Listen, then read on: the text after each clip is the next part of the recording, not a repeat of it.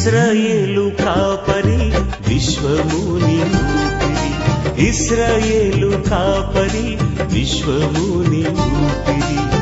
పరలోక సారథి ప్రభునా వారధి, పరలోక సారథి ప్రభునా వారధి, యేసు నా రథ సారథి, నా హృదయ కాపరి.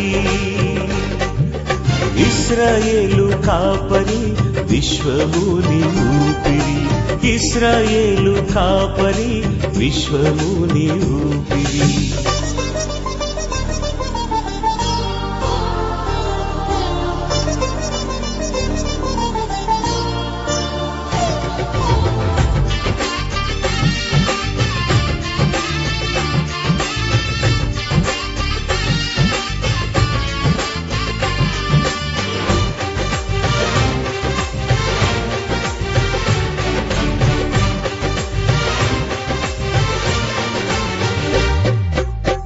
బబులోను బానిస బంధాలు తెంచి, బాధలు లేని బ్రతుకునియా.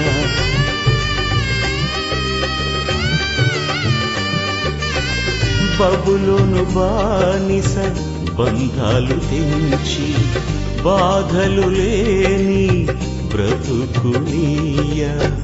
సిలువ కాటాలో శ్రమల కౌగిటిలో, సిలువ కాటాలో శ్రమల కౌగిటిలో.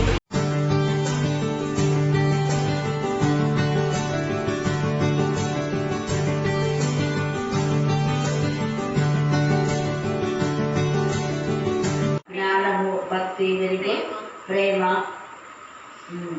God bless you. ఈరోజు మన ధ్యాన అంశం ఏంటంటే అనుభవ జ్ఞానము. ఏంటి చెప్పండి? అనుభవ జ్ఞానం. అది ఆత్మీయంగా దేవుని పైన ఆధారపడి మనం వచ్చినప్పుడు దేవుడు మనతో మాట్లాడతాడు. ఊరికి ఎక్కడో ఏదో వస్తున్నాం పోతున్నాం అంటే దేవుని యొక్క స్వరం మనకు వినపడదు. దేవుని పైన విరిగి నలిగిన హృదయులకు దేవుడు ఆసనుడ దేవుడు ఉన్నాడు అన్నమాట. నిన్నటి దినాన ఓకే స్టార్ట్. అనుభవ జ్ఞానం. నిన్నటి దినాన్ని మనం చర్చిలో కూడా ధ్యానం చేసుకుంది ఆ యొక్క లేఖన భాగాలు అనుసరించే దుర్మార్గులు కట్టిన కట్లను విప్పాలి. అనేక మంది మన జీవితాల్లో కట్లు కడుతూ ఉంటారు. కట్లు కట్టడం అంటే మానసికంగా ఆ యొక్క బయటికి వాళ్ళు ఏమి మాట్లాడు, కానీ లోపల మనము బాధను అనుభవించే విధానంలో ప్రవర్తన చేస్తూ ఉంటాయి. వాటినే మానసిక వేదన అంటారు. ఆ మానసిక వేదన ఏంటో పేతురుకు బాగా తెలుసు. ఎందుకంటే యేసు ప్రభుల వారు తెలిసి కూడా ఎవరో అన్నారు. ఎవరో అన్నటువంటి ఆ పేతురు మరలా అయ్యో యేసు ప్రభుతో నేను ఇన్ని రోజులు ఉండి ఇంతగా ప్రభు శక్తిని పొందుకొని ఇంతగా పరిచయం చేసి యేసు ప్రభుల వారిని ఎవరో అని నేను అనగలిగినాను, ఎలా అనగలిగినాను అని తన తప్పు తాను తెలుసుకొని మదనం పడి మనస్సులో ఎంతగానో నొచ్చుకొని చనిపోయే వరకు కూడా ఈ విషయాన్ని గురించి ఆయన బాధపడినా అంట. అందుకని ఏమంటున్నా అంటే అనుభవ జ్ఞానం కలిగి, నిజంగా అనుభవ జ్ఞానము అంత ఉండి కూడా నేను అలాగే ఎలాగ పడిపోయాను అని మనకందరికీ ఈ రాజకాల సొంత చేస్తున్నాను. దేవుని వాక్య విషయంలో మీరు అనుభవ జ్ఞానం కలిగి ఉన్నప్పుడు ప్రభువును అనుభవించిన మనం, ప్రభువును ఎరిగిన మనం, సహవాసం ఎరిగిన మనం, సహవాసంలో జ్ఞానం పొందుకున్న మనం, లేకపోతే దేవుని యొక్క మరి వాక్యంను రుచి చూచిన మనము తప్పిపోకూడదు అనే పేతురు యొక్క ఉద్దేశం. హల్లెలూయా, హల్లెలూయా, హల్లెలూయా. అందుకనే ఏమన్నాడు చూడండి, యేసుక్రీస్తు దాసుడును అపోస్తలుడైన సీమోను పేతురు. దాసుడు అప్పుడు ఎవరు అన్నారు? ఇప్పుడు ఆయననే ఏమని ఒప్పుకుంటున్నాడు? నేను యేసు ప్రభు శిష్యుడని చెప్పడంలా, ఏమంటున్నాడు? దాసుడను. శిష్యుడను అనిపించుకోవడం కంటే దాసుని అనిపించుకోవడం ఇష్టం అంటున్నాడు. తగ్గించుకున్నాడు. ఈ రాత్రికాల సమయంలో మనం తగ్గింపు స్వభావంలో ఉన్నామా? కొంచెం ఏదైనా మనకు ఉంది అంటే ఎంత విగవిగే దుస్తత్వం, వాటి నుంచి మనం విడుదల పొందాలి. అందుకే ఆశ ఉండొచ్చు, కానీ దురాశ దుఃఖానికి చేయదు. ఆశ ఉండడం తప్పులేదు, మనిషే ఆశావాలి. అయితే దురాశ ఉండకూడదు. దురాశ ఉన్నది అర్థమైందంటే మనది కానిది, మనం చెప్తున్నా, మనది కానిది ఇతరులది అక్రమమైన విధానంలో ఆశించడమే దురాశ అనేది. మనది కాంతి మన దగ్గర ఉంచుకోకూడదు. మనది కాంతి ఇతరులది ఏదైనా మన దగ్గర ఉంటే అది ఏదైనా కానీ ఎప్పుడెప్పుడు ఇవ్వాలా అన్న ఆలోచనలో మనం ఉండాలి. అందుకనే ఇక్కడ మనం చూస్తే ఈ యొక్క పేతురు అనుభవంలో నేను దాసులను అని ఒప్పేసుకుంటాడు. తర్వాత దేవుని యొక్కయు రక్షకుడైన యేసుక్రీస్తు యొక్కయు నీతిని బట్టి, ఇక్కడ నీతిని బట్టి ఉన్నాను, నేను దేవుని యొక్క నీతిని యేసు ప్రభు యొక్క నీతిని ధరించుకున్నాను. ఆ నీతిని ధరించడం ద్వారా ఆ నీతియే నన్ను నీతిమంతుడిగా తీర్చింది అన్న ఉద్దేశంతో మాట్లాడుతున్నాను. నా భక్తి నా శక్తి ఏం కాదు. ఎందుకంటే అపోస్తలుల కార్యంలో మనము 3 నుంచి 5 అధ్యాయాల దాకా చదివితే పేతురు యొక్క ప్రభావము, పేతురుకు దేవుడిచ్చిన శక్తి, పేతురు పైన దేవుని పట్ల ఉన్న ప్రణాళిక అక్కడ అర్థమైపోతుంది. అక్కడ పేతురు నడుస్తూ ఉంటే ఆయన నీడపడి అనేకులకు స్వస్థత వచ్చిందంట. అందుకని రోగులను ఎంతో మందిని వీధిలో పైన దగ్గర అంటే ఇంట్లో ఉన్న వాళ్ళని, నడవలేకున్న వాళ్ళని, పక్షవాతం గల వాళ్ళని, చాంద్ర రోగులను, కుష్ఠ రోగులను, ఎన్ని రోగాలు దయ్యాలు పట్టిన వాళ్ళందరినీ వీధుల దగ్గర ఉంటే అలాగా పేతురు వెళ్తూ ఉంటే ఇళ్ల ముందు మంచాల పైన పెట్టారు. వాళ్ళందరూ స్వస్థపడినారు. కారణం వాళ్ళ యొక్క విశ్వాసం. అది పేతురు దేవుని శక్తిని కలిగి ఉన్నాడు. అదే విషయంలో మనకున్న దేవుని శక్తి, ఇతరులకున్న విశ్వాసము ఏకీభవించినప్పుడే అద్భుతాలు జరుగుతాయి. మనకు ఎంత దేవుని శక్తి ఉన్నా కూడా వేరే వాళ్ళకు విశ్వాసం లేకపోతే చాలాసార్లు జరగవు. ఎప్పుడో దేవుడు తనను తాను బయలుపరుచుకునేటప్పుడు మాత్రమే. అందుకని యేసు ప్రభువు వారు నీ విశ్వాసము నిన్ను రక్షించు, నీ విశ్వాసం నిన్ను స్వస్థపరచు, నీ విశ్వాసం నిన్ను బాగు చేయడం, నువ్వు విశ్వాసం కలదానిపై ఇంటికి వెళ్ళు, నీ పాపములు క్షమించబడినాయి, ఇలాగన్నీ చెప్తాడు. కారణం వాళ్ళ పాపం విషయమై పశ్చాత్తాపడితేనే క్షమాపణ. పశ్చాత్తాపం అనేది లేకపోతే క్షమాపణ అనేది ఉండదు. ఇక్కడ పేతురు పశ్చాత్తాపడ్డాడు. పేతురు పశ్చాత్తాపం, చాలా పశ్చాత్తాపం. దావీదు పశ్చాత్తాపడ్డాడు. అందుకే దేవుడు క్షమించడమే పక్కన పెట్టేస్తే ఎంతగా హెచ్చించాడో పేతురు కూడా క్షమాపణ కోరుకున్నాడు కాబట్టి ఎంతగా హెచ్చించాడు దేవుడు. ఎక్కడా పడిన పేతురు, చేపలు పట్టే పేతురు, కంపు కొట్టే జీవితం, ఇంకా చనిపోయే వరకు ఆయన ఇదే గుర్తు చేసుకుంటాడట. అందుకనే అంటాడు 15వ వచనంలో కూడా ఏమంటాడు చూడండి, నేను మృతి పొందిన తర్వాత కూడా మీరు నిత్యము వీటిని జ్ఞాపకం చేసుకున్నట్లు జాగ్రత్త చేస్తును. ఎంతగా చెప్తున్నాడు, జాగ్రత్త చేస్తున్నాడంట. తన వాక్యం ఎవరెవరైతే విన్నారో వాళ్ళు ఏ ఒక్కరు పడిపోకూడదు అన్నది పేతురు యొక్క హృదయ వాంఛ. అలాంటి పేతురు బాహటంగా తప్పు చేసిన వారిని గద్దించినాడు, బుద్ధి చెప్పినాడు, సరి చేసినాడు. పేతురు ఎవరికి భయపడలేదు. ధైర్యంగా తప్పును తప్పుగా ఖండించాడు, ధైర్యంగా మంచిని మంచిగా ప్రశంసించాడు. తనకు సహకరించే వాళ్ళందరితో ప్రశంసగా ఉండి దేవుని శక్తిని బట్టి ఆయన తెలియజేస్తున్నాడు. అందుకే 16వ వచనంలో ఏదైనా చమత్కారంగా కల్పించిన కథలను అనుసరించి మన ప్రభువైన యేసుక్రీస్తు యొక్క శక్తిని ఆధారము, ఆయన శక్తిని, ఆయన రాకడను మేము మీకు తెలుపలేదు. కానీ మనుషులు మెచ్చుకోవడానికి మనం కల్పన కథన అవసరం లేదు.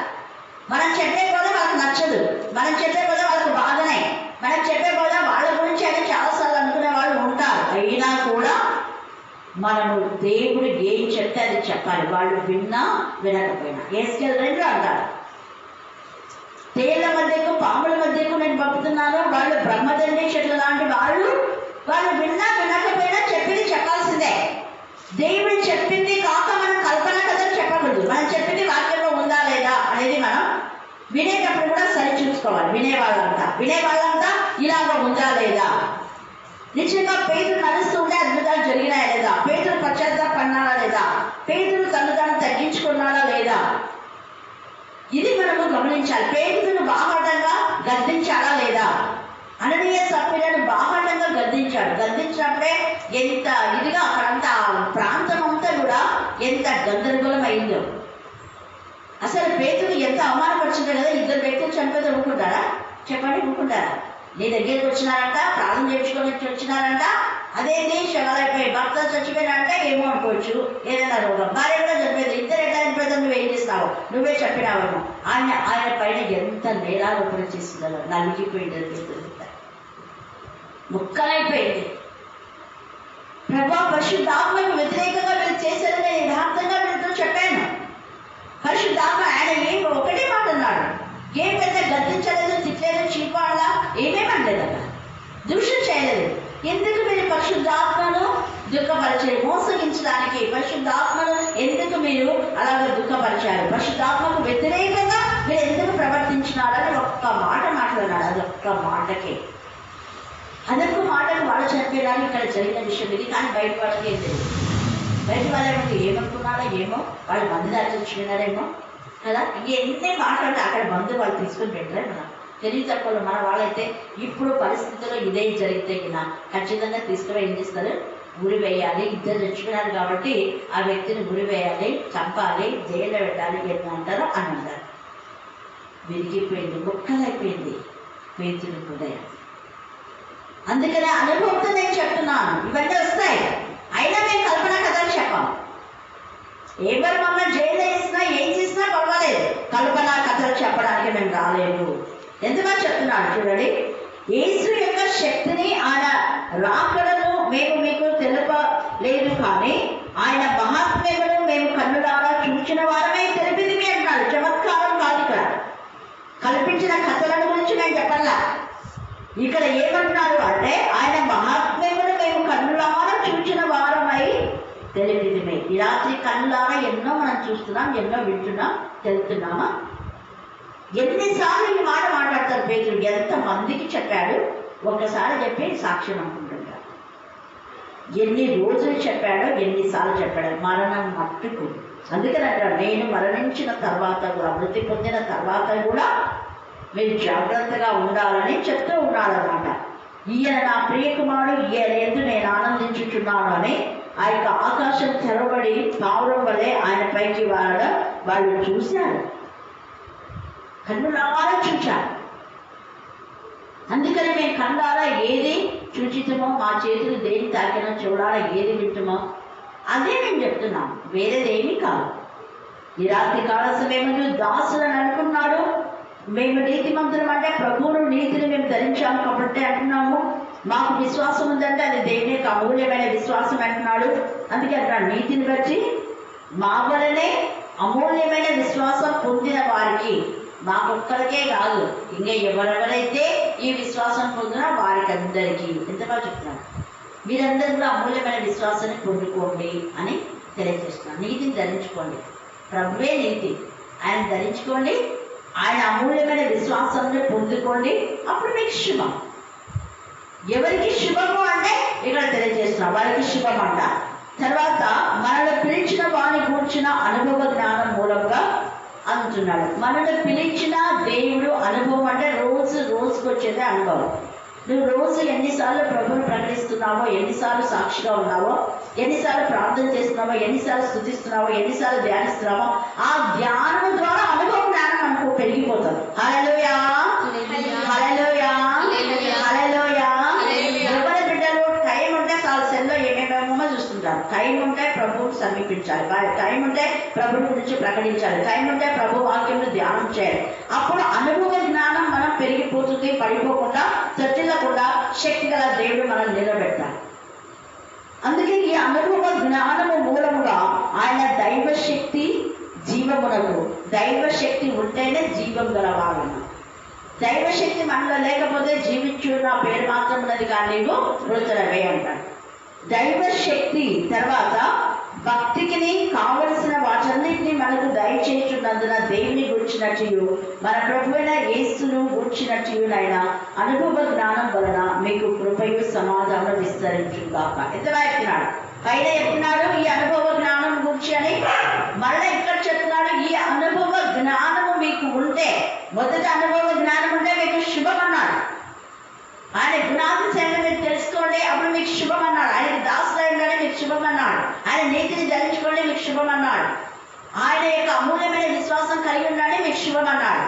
ఆ తర్వాత ఏమంటున్నాడు అంటే ఇక్కడ ఇంకా ఈ అనుభవ జ్ఞానము మీకు ఉంటే దేవుని కృప సమాధానము ఏమైందంట, విస్తరించును గాక. హల్లెలూయా, హల్లెలూయా, హల్లెలూయా, హల్లెలూయా. కృప వెంబడి కృప. ఈ అనుభవ జ్ఞానము విస్తరించడం అంటే కృప ద్వారా రక్షణ పొందుకున్నాం. ఆ రక్షణ అనుభవంలో మనము స్థిరపడినప్పుడు, రక్షణలో బలపడినప్పుడు, రక్షణలో ఎదిగినప్పుడు, అందుకే రక్షణలో ఎదుగు నిమిత్తం నిర్మలమైన పాల వలన ఈ యొక్క పాలన అపేక్షించుడి అనే మాట ఈ యొక్క మొదటి పేతురు మనం 2వ అధ్యాయంలో చూస్తాం. ఆ పాలను అపేక్షించుడు, అది నిర్మలమైన పాలు. చూడండి, మొదటి పేతురు 2వ అధ్యాయం 1-2 వచనం చదవండి. ప్రభువు దయాళుడని రుచి చూసినారు కదా, అనుభవం ద్వారా వచ్చేసింది. రుచి చూసిన కదా మీరు అది దుష్టత్వం ఎందుకుంది మీలో? మేలు చేసిన వాళ్ళకి కీడు చేయాలన్న చెడ్డ ఆలోచన ఎందుకు వచ్చింది మీకు? అప్పుడు దేవుడు ఏం చేస్తాడు తెలుసా? మేలు పొందుకున్న మేలు పొందుకున్న వారిపైన దుష్ట ఆలోచనలు ఉంటాయి. మన బ్రతుకుల ఆశీర్వాదాలు ఉండాలి, ఉన్న ఆశీర్వాదాలు పోతాయి. ఆ సంతోషం, ఆ సమాధానం. ఇందాక మని పాడబడింది, మొదటి ప్రేమను మర్చితమని నీవి తక్కువ ఒకటి మోపవలసింది. ఆ మొదటి ప్రభు యొక్క ప్రేమ శక్తి మనలో లేకపోతే మనకు ఆశీర్వాదాలు ఉండవు. అందుకని ఇక్కడ ప్రభు దయాలను రుచి చూచి ఉన్నాయి కదా, సమస్తమైన దుష్టత్వమును, సమస్తమైన కపటమును, వేషధారను, అసూయను, సమస్త దూషణ మాటలు మాని క్రొత్తగా జన్మించిన శిష్యులను పోలిన వారే నిర్మలమైన, అది నిర్మలమైన వాక్యమైన పాల వలన మీరు ఎదగాలి అన్నారు. రక్షణలో ఎదగాలి. ఆ పాలను అపేక్షించుడి. ఏం అపేక్ష ఉంది మనకు? ధనాపేక్ష. ఏం అపేక్ష ఉంది? 24 గంటలు మన శరీరానికి అవి ధరించాలి, ఇవి చేయాలి, అవి తినాలి, ఇవి తినాలి, వాళ్ళతో మాట్లాడి, వీళ్ళతో మాట్లాడి, ఇవేంగా శారీరకంగా శరీరాశ, నేత్రశ, జీవబ్రహ్మ 3లో ఈడబడుతున్నాడు ఎవరి బిడ్డ. ఇక్కడ ఎవరితో పరిశుద్ధాత్మ దేవుడు మాట్లాడుతున్నాడు. మీరు ఎదగాలి. ఎదిగే జీవితం. దేంట్లో ఎదుగుతున్నారు? శరీరం ఎదుగుతుంది, పెరుగుతున్నారు, కానీ ఆత్మలో తగ్గుతున్నారు. శరీరంలో లావైపోతున్నారు, కానీ ఆత్మలో బలహీనైపోతున్నారు. అలా కాదు. మనం శారీరకంగా బలహీనపరచబడిన అంతరంగ పురుషుడు ఏం చేయాలి? నూతన పరచబడాలి, బలపరచబడాలి. హల్లెలూయా, హల్లెలూయా, హల్లెలూయా, హల్లెలూయా. అందుకే మేము బాహ్యంలో కృషించుతున్నట్టుగా మీకు ఉన్నాం, కానీ అంతరంగంలో మా యొక్క అంతరంగ పురుషుడు అనుదినము నూతన పరచబడుతున్నాం, బలపరచబడుతున్నామే. ఆంతర్యంగా మాకు జ్ఞానం దేవుడు కలుగ చేస్తాడు. కీర్తనకారుడు 51లో ఆంతర్యంగా నాకు జ్ఞానం కలుగ చేయండి దేవా. ఆంతర్యంగా వాక్యము అంతరంగంలోకి వెళ్ళినప్పుడు ధ్యానం వచ్చేస్తుంది. ఆ పదవి యొక్క అర్థాన్ని మనం తెలుసుకోగలుగుతాం.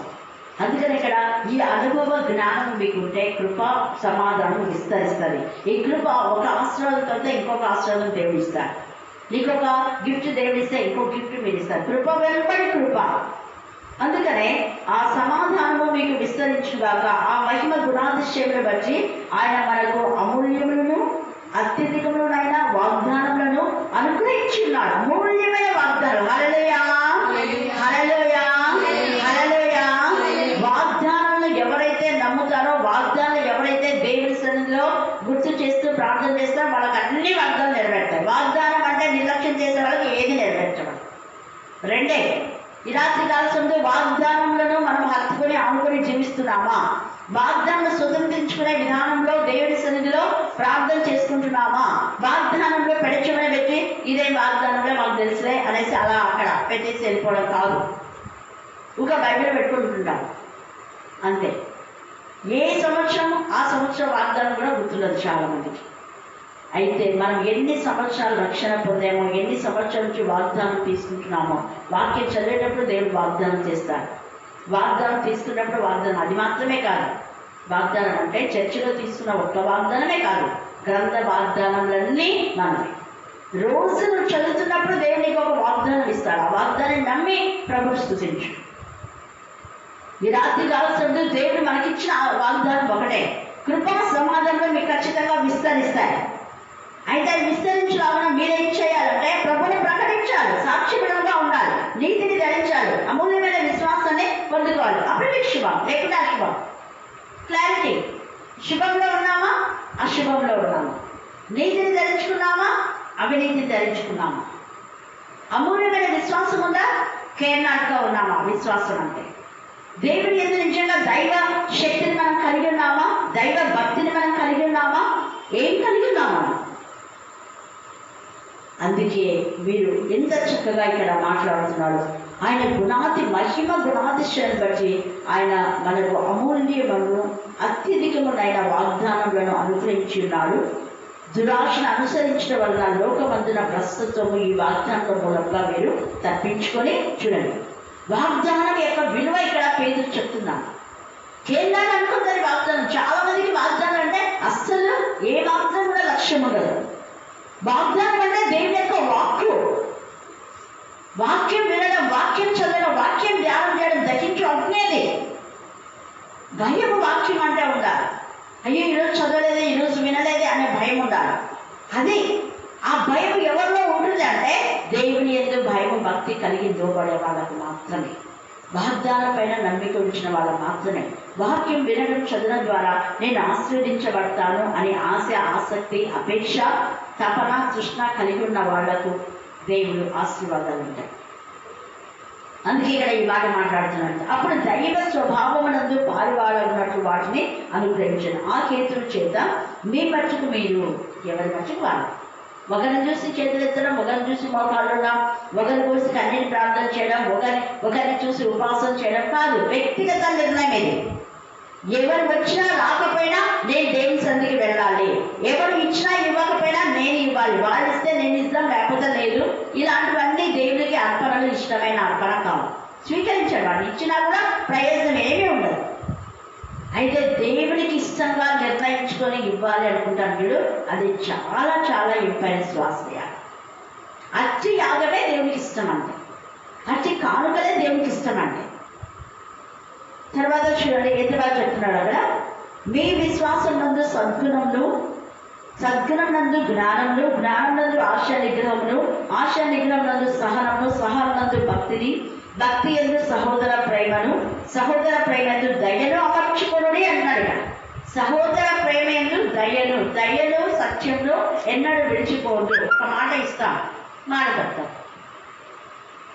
ఏదైనా ఒకటి ఇస్తాము ఫలానా రోజు అన్నా ఇవ్వం, అప్పుడు మాట తప్పినట్టే కదా. దయ ఉన్నట్ట. నీకు మేలు చేస్తున్నారు, మళ్ళీ నువ్వు వాళ్ళకి మేలు చేయాలి కదా అంటే దయ లేదు నాకు. నీ పైన దయ ఉండి, నీ పైన జాలిపడి నీకు ఒక ఉపకారం చేస్తే మళ్ళీ నువ్వు వాళ్ళకు ఉపకారం చేయాలి. నిజంగా నీకు దయ ఉంటే, నిజంగా నువ్వు సత్యవంతురాలు అయితే. మాట ఇచ్చావు కదా. అయితే మాటను ఎవరైతే నెరవేర్చారో వాళ్ళు అపవాది సంబంధులు. వాళ్ళు పైకి భక్తి కలిగి ఉన్నారు కానీ దేవుని శక్తి వాళ్ళలో లేదు. దేవుని శక్తి ఉండే వాళ్ళు మాట నెరవేరుస్తారు. మాట తప్పరని ఉంది. కీర్తన 15లో రాయబడింది. నష్టమైన కూడా మాట తప్పరంట. హల్లెలూయా, హల్లెలూయా, హల్లెలూయా. మాట తప్పే జీవితంలో మనం ఉన్నామేమో. ఉంటే దేవుని దయ ఉండదు. దయా సత్యం రెండు ఒకదానికొకటి. అందుకని ఆయన దయ మనకుందంటే ఖచ్చితంగా ఈ దయ అంటే ఈ వాక్యమే. దయ కదా ఆయన వాక్యం దగ్గరికి వచ్చింది. సత్యమైన వాక్యం ఆయన దగ్గరికి వచ్చింది. ఈ వాక్యం మనలో ఉంటే వాక్యానుసారంగా మనం జీవిస్తాం. వాక్యమే దయ కలిగినటువంటి వాక్యం. అందుకనే దయను సత్యము ఎన్నడూ విడిచిపోవద్దు అని సామెతలు 3వ అధ్యాయంలో మనకు పరిశుద్ధ ఆత్మదేవుడు మరి దేవునికి ఇష్టమైనటువంటి జ్ఞాని అయిన మహా సొలొమోను రాస్తాడు. సద్గుణం నందు జ్ఞానము, జ్ఞానం నందు ఆశ నిగ్రహంలో, ఆశ నిగ్రహంలో సహనము, సహనందు భక్తిని, భక్తి యందు సహోదర ప్రేమ, సహోదర ప్రేమ యందు దయను అమర్చుకోండి. దయ అని మన కింద రాస్తారు చూడండి. ఏమంటే అక్కడ ప్రేమను అంటున్నాడు. ఇక్కడ ఆ ప్రేమ ఏంది? ఈ వాక్యం. ఈ వాక్యమే. మనకు ప్రేమ అంటే డబ్బులు ఇవ్వడము, ప్రేమ అంటే ఏమన్నా అడిగింది ఇవ్వడము ప్రేమ. అడిగింది ఇవ్వకపోతే ప్రేమ లేదు. వాళ్ళను తీసుకుంటారు, వాళ్ళు మనకి ఇవ్వడానికి ఇష్టపడాలి. అది ప్రేమనా? ఈ ప్రేమలు కాదు దేవుడికి కావాల్సింది. మనం పొందుకున్న రక్షణ విలువ, మనం పొందుకున్న సాక్ష్యము, మనం పొందుకున్న మేలుడు అనేకులకు తెలియజేస్తాం. దేవుని ప్రేమ మనలో బలవంతం చేస్తుంది చెప్పడానికి. దేవుని ప్రేమ. ఒక వ్యక్తిని ప్రేమించిన వ్యక్తి ఆ వ్యక్తితో మాట్లాడాలని ఎంత తప్పతపలాడుతుంటారు. మన దేవుని వాక్యం పట్ల ఎప్పుడెప్పుడు వెళ్ళాలి, ఎప్పుడెప్పుడు ప్రభుత్వం మాట్లాడాలి అనే ఆ ప్రేమ మనం కలిగి ఉంటాం. నిజంగా దేవుని పట్ల ప్రేమ ఉంటాయి. పిల్లల పైన ప్రేమ ఉన్న తల్లి పొలానికి పోయి వచ్చిన వెంటనే ఏం చేస్తుంది? చికెన్ ఆడ పడేస్తుంది, కాళ్ళు చేతులు కూడా కడుక్కోరు కదా, పిల్లల్ని అర్థం చేర్చుకుంటారు. అది ప్రేమ. మనకు కూడా అంతే. మన పని పనులు ఎక్కడున్నా ఎప్పుడెప్పుడు వాక్యం చదువుకోవాలి. వస్తేనే వాక్యం చదువుతున్నామా? మనం స్కూల్ నుంచి వచ్చినా, పొలం నుంచి వచ్చినా, ఎక్కడి నుంచి వచ్చినా వెంటనే వాక్యమైన తపన. ఉదయం వెళ్ళేటప్పుడు చదివి పిల్లలకి ఏదో చెప్పి వెళ్తుంటా, వాళ్ళు వచ్చిన తర్వాత కూడా పిల్లల్ని అర్థం చేర్చుకుంటారు. పిల్లలకి ఏది కావాలని చూస్తుంటారు. ఆ తపన మనకుందా? ప్రేమ, ప్రభు ప్రేమ మనలో ఉంటే మనం అలాగనే చేస్తాం.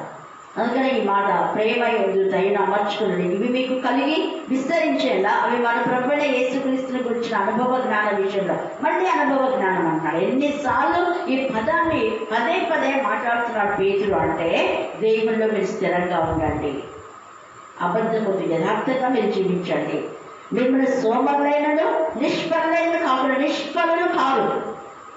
ఏ పని చేపడితే ఆ పని ఖచ్చితంగా దేవుడు ఫలింపజేస్తారు. హల్లెలూయా, హల్లెలూయా. నిష్ఫలులు కాదు. ఏదైనా నిష్ఫలులుగా అయినారు అంటే దేవుడి ప్రేమ మీలో లేదు, దేవుడు అంటే భయం భక్తి లేదు అని అర్థం. ఇలా తెలిసిస్తున్నారు అక్కడ. సోమరులైన నిష్ఫలులైనను కాకుండా చేయను, ఇవి ఎవరికి లేకపోనో వాడు పూర్వ పాపంలో శుద్ధి కలిగిన సంగతి మరిచిపోయి, పూర్వ పాపం వాడు గుర్తు చేసుకోడు, పూర్వం బ్రతికేంది అని జ్ఞాపకం చేసుకోడు, ఇప్పుడు బ్రతుకుని చూసుకొని గర్విస్తూ ఉంటాడు. పూర్వపు స్థితి ఏంటి అని మనం ఆలోచిస్తే అప్పుడు మనం దేవునికి వ్యతిరేకంగా ఉంటాం. ఒకప్పుడు ఇలాగ ఉన్నాం ప్రభువా, ఇప్పుడైతే నీ కృప అని ఆ కృపను మనం ఆధారం చేసుకొని విధేయులమై ఉంటాం. భక్తి కలిగి, భయం కలిగి ఎప్పుడు ఎన్నడూ మనం ప్రభువును విడిచిపెట్టాం. హత్తుకొని ఆనుకొని వాక్యం పట్ల తపన కలిగి, ఈ వాక్యం అనేకులు వినాలని అనేక ఆత్మల దేవుని సంధికి ఆరాటంతో నడిపిస్తాం. ఆ భయం లేనులకు ఆరాటం ఉండదు, పోరాటమే. ఏం పోరాటం? ఎప్పుడు సైతంతో పోరాటమే, చనిపోయే వరకు సాతానుతో పోరాటం. అయితే సాతాను పైన విజయాన్ని ఎప్పుడు మనం పొందుకుంటాం, దేవుడు మన పక్షంగా ఉండాలి. అందుకే పూర్వ పాపంలో శుద్ధి కలిగిన సంగతి మరిచిపోయి, పూర్వం ఏమై ఉన్నామో మన గతి, మన స్థితి ఎప్పుడు మర్చిపోకూడదు. దావీదు పూర్వంలో జ్ఞాపకం చేసుకుని, నిన్న కూడా కదా చూడండి బైబిల్ స్టడీ. ఇప్పుడు బైబిల్ స్టడీలో దేవుడు అదే చెప్తున్నాడు. నిన్న బైబిల్ స్టడీలో కూడా పూర్వపు విషయాన్ని గుర్తు చేసుకోవాలంటున్నాడు. చాలామంది పూర్వపు స్థితిని మర్చిపోతున్నారు, ఇప్పటి స్థితిని మాత్రమే చూసుకుంటున్నారు. అలాంటి వాళ్ళు ఎప్పుడు ఎక్కడ ఆశీర్వాదాలు పొందుకోలేదు. అవి ఉన్న ఇచ్చే ఎగరగొట్టబడతాయి. మాంసం ఇచ్చాడు వాళ్ళకు కావాలంటే, మాంసం ఇంకా తిరిగి అరిగించుకోకముందే ముక్కుల నుంచి ఏమైపోతుంది, శోధన వచ్చేసింది, దేవుని గుర్తు వచ్చేసింది ఇశ్రాయేలు. కారణం వాళ్ళు అప్పటి స్థితిని చూసుకున్నారు. ఐగుప్తులో ఉన్న ఆ బానిస జీవితం, ఐగుప్తులో ఉన్న ఆ చెర జీవితం, ఐగుప్తులో ఉన్న ఆ బాధాకరమైన విషయాన్ని మర్చిపోయారు. వాళ్ళు తినక ఉండే ఆ స్థితిని మర్చిపోయారు. దేవుడు అంత ఇస్తున్నా కూడా ఇంకా అవి లేవు ఇవి లేవు అని అనుకుంటా ఉన్నాడు, చదువుకుంటా గురుకుంటా. ఈ రాత్రి మన జ్ఞాపకం చేస్తాం. అందుకని అంటున్నాడు, సంగతి మర్చిపోయి గుడ్డివాడైపోతున్నాడు, కళ్ళు కనపడంలా. తర్వాత దూరదృష్టి లేని వాడును, దూరదృష్టి లేదు అంటే అర్థమైంది, ఇప్పుడున్నావు, రేపు ఏమవుతుందో కూడా తెలియదు, ఇప్పుడు ఎందుకు మళ్ళీ విలువెక్తావు అని అర్థం. రేపు ఏమైపోతుందో తెలియదు. ఒకప్పటి స్థితి ఏంటి అది చూసుకుంటే ఎప్పుడు దేవుడిలో పడతాం. ఇప్పటి స్థితిని మనం చూసుకొని అహంకారంతో ఉండడం కాదు. అందుకని ఇక్కడ దూరదృష్టి లేని వాడు, రేపు నీ గతి ఏమవుతుందో, దేవుని రాజ్యంలో నీ స్థితి ఏంటి, రేపు పరిస్థితి ఏంటి, దూరదృష్టి లేకుండా ఉండకూడదంటాడు. దూరదృష్టి లేని వాడును అందువలన సహోదరులారా మీ పిలుపును ఏర్పాటును, అది దేవుడు మనం పిలిచాడు, ఏర్పరచుకున్నాడు, దాన్ని మర్చిపోదు, నిశ్చయం చేసుకున్నట్టు మరి జాగ్రత్త పడి అంటున్నాడు. ఈ రాత్రి కావాల్సిన వ్యక్తులు మీరిచ్చి క్రియలు చేయవారైతే ఎప్పుడైనా తృప్తిలాగా ఎంతమైతున్నాడు. ఎవరు ఉన్నా రాకపోయినా అదే, ఎవరు వచ్చినా రాకపోయినా మన పని మనం చేసుకుంటాం. దేవుడికి ఇవ్వాల్సిన సమయం ఇస్తాను. ఈ రాత్రి చాలా మంది ఈ టైంలో ఏకీపిస్తుందని మీతో చెప్పారు. వాళ్ళు ఇక్కడ ఉండరు, కానీ ఎక్కడున్నా వాళ్ళ ఆత్మలు ఏకీభవిస్తున్నాయి. 7 నుంచి 9 దాకా ప్రాంతంలో ఏకీభవించడానికి చాలా మంది ఉన్నారు. హల్లెలూయా, హల్లెలూయా. దేవుడు వారిని దీవించును గాక. మన మధ్య వాళ్ళు లేరు, కానీ దురదృష్టి కలిగి ఉన్నారు. వాళ్ళు దురదృష్టి లేని వారుగా లేరు. వాళ్ళు ఎక్కడన్నా మేము ఆత్మలో ఏకీభవిస్తున్నాము అని వాళ్ళు చూస్తూ ఉన్నారు. ఆత్మ చెప్పే మాటలు వినడానికి ఇష్టపడుతున్నారు. సహకరిస్తున్నారు ఇక్కడ జరిగే ప్రార్థన గురించి. అందుకనే జాగ్రత్త పడి అంటాడు, మీరింటి క్రియలు చేయవారైతే ఎప్పుడంత వచ్చిందారు అలాగునా మన ప్రభువును రక్షకునైన యేసుక్రీస్తు యొక్క నిత్య రాజ్యంలో ప్రవేశం మీకు సమృద్ధిగా ఉండును. అది మన గోల్ ఏంటంటే ఆయన రాజ్యంలో చేరడమే. ఆయన రాజ్యంలో చేరాలంటే ఈ గుణ లక్షణాలన్నీ మనం కలిగి ఉండాలి. తప్పిపోయే వాళ్ళలాగా మనం ఉండకూడదు. ఈ రాత్రికి ఆలస్యమేందు దేవుని మహిమకరంగా మనం చూద్దాం. పేతురు నిజంగా ఎంత ఇదిగా చేపలు పట్టే ఆ పేతురును దేవుడు ఎంతగా ఆశీర్వదించాలని కారణం అంతా ఒకటే, తన పూర్వ స్థితిని జ్ఞాపకం చేస్తున్నాడు, తన కంపుకొట్టే జీవితాన్ని జ్ఞాపకం చేసుకున్నాడు, అలాగనే తన పడిపోయిన స్థితిని జ్ఞాపకం చేసుకున్నాడు. అయ్యో ప్రభా, నేను ఎలాగన్నా నేను ఎవరు అని కుళ్ళి చనిపోయే వరకు ఏడ్చాడు, పశ్చాత్తాపన్నాడు. దేవుడు చేసిన మేలులో దేనిని మరవలేదు. అందరికీ ప్రభుని గురించి ప్రకటించాడు, అందరికీ ప్రభుకు సాక్షిగా ఉన్నాడు. ప్రతిరోజు సాక్ష్యం చెప్తూనే ఉన్నాడు. పేరు కన్నవాడిని విన్నవాడిని ఎంతమంది చెప్తున్నాడు, ఎన్నోసార్లు చెప్తున్నాడు మాట. అందుకే ఎంతగానో ఆస్వాదించమన్నాడు దేవుడు. ఈ లేఖన భాగం దీవించి ఆస్వాదించుగాక. ఆమేన్, ఆమేన్, ఆమేన్. ఏ దేశమెగిరినా బాధ్యత కలిగిన పౌరుడు అని మరువవద్దు. ఓర్పు, సహనం, నిరీక్షణ కలిగి దేవుని చిత్తం నెరవేర్చుట విడువవద్దు. మరువవద్దు. సే సే సే I love my country. Hey, hey, hey. Pray for my country. Say, say, say. I love my country. Hey, hey, hey. Pray for my country. నీవెక్కడ ఉన్నా, ఏ దేశమెగిరినా బాధ్యత కలిగిన పౌరులు అని మరువవద్దు. ఓర్పు, సహనం, నిరీక్షణ కలిగి దేవుని చిత్తం నెరవేర్చుట విడువవద్దు. మరువవద్దు. ఎలియాజరును ఓదార్చి దాహమునకు నీరిచ్చి ఆతిథ్యమిచ్చింది రిబెకా. ఎలియాజరును ఓదార్చి దాహమునకు నీరిచ్చి ఆతిథ్యమిచ్చింది రిబెకా.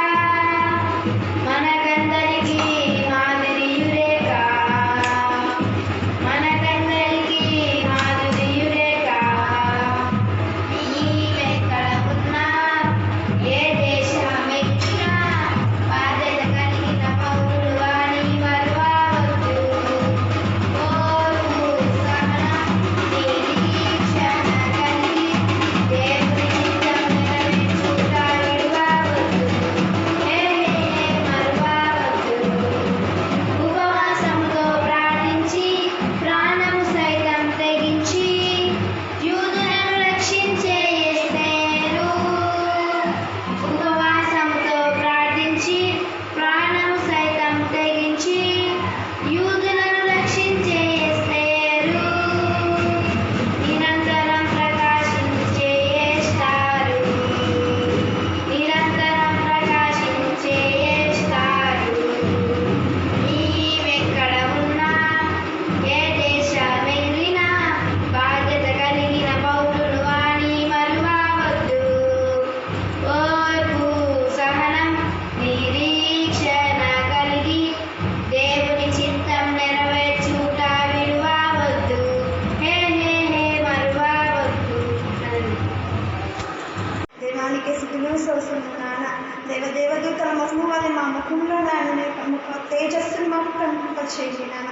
దేవానికి స్థుతులు స్తోత్రములు నాయన. దేవానికి వందనాలు నాన్న. వాక్యం ద్వారా మాట్లాడిన విధానాన్ని బట్టి నీకే వందనాలు నాన్న. దేవానికి ఉన్న ఈ వాక్యం వల్ల ప్రతి ఒక్క బిడ్డ హృదయంలో నీరు కట్టి పనులు దయచేయండి నాన్న. ప్రతి ఒక్క బిడ్డ స్థేపని వల్ల జీవించే హృదయాలను మాకు ధైర్యపరచండి నాన్న.